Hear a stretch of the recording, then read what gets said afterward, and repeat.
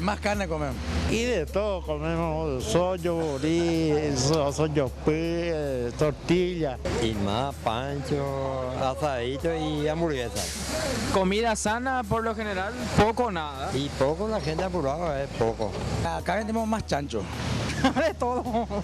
De todo. Chipaguazú, asadito, todo lo que es rico, la comida chatarra. Comida chatarra, la carne. La mayoría porque está por la calle comida así, hamburguesa, pancho. Chipa. Sándwich. ¿Y alguna frutita? No, gaseosa y nada. Y está sano. Ahora tengo 3 empanaditas y yo en el colectivo voy a comer.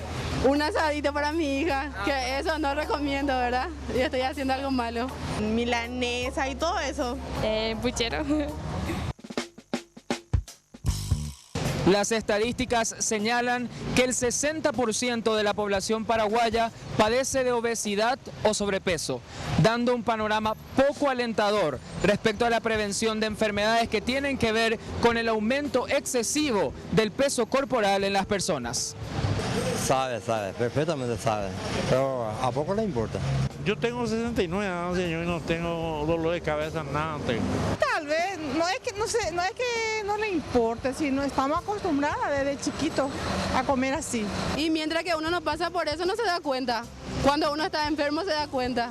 Pero por lo general ya es tarde. Claro. Sí sé, Pero ¿importa o no importa? importa. Sí, claro que sí. Trae muchas enfermedades, trae.